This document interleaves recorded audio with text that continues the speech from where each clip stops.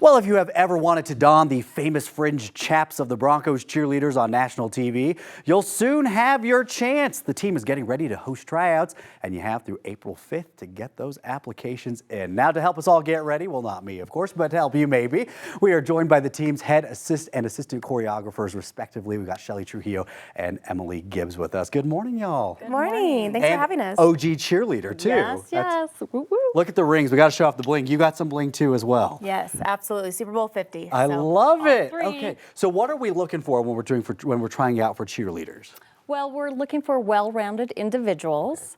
They have to have a strong dance background. We are a dance team, avid Bronco fans, and of course they have to be excited about being brand ambassadors for the Denver Broncos football club. Because it's so much more than just what you see on the sidelines. Oh yeah, they're in the community all year, all week. They're out with their favorite initiatives, their charities, so yes. I mean, Emily, it's a commitment, that's for sure. Absolutely. I think these women just have to be excited about Denver Broncos and the fans in the community. Like Shelly said, they have all these other initiatives that they want to be a part of. We have our Junior Denver Broncos program. We have a high school clinic in summer. So just really giving back to the community is very important, as well as supporting our team on the field. And of course, y'all have a ton of talented girls come out and try out all the time for you. Is there something specifically you're always looking for that could really give somebody a leg up? I always say it's the girls or the individuals with the green arrow over their head that day. So it's whoever's standing out that day. Whoever's making your job picking it easier, right? Yes, and if they just come as themselves. What about you, Emily? Something that you're specifically looking for? I always look for the individuals that really just have that spark and love for the Denver Broncos. That's the whole reason I tried out in the first place. And just understanding the program and knowing how important it is to be an ambassador and making sure those fans, when they watch them in the crowd, it's going to make them just as excited for the game. You know, and as a cheerleader myself, obviously not a dancer. You don't want to see me dance. We're not going to try that. But, you know, when I cheered in college, that's a real big misconception that if you are a cheerleader, you have to understand the game. You have to have a love for football itself. You're not just over here trying to entertain the crowd. Shelly, can you talk about that? Oh, well, Emily can, because perfect. There's a football test that they have to take for auditions. Oh, good to know. Okay. So there's actually a 100-point written football test that you will take during auditions if you are chosen to make it to finals.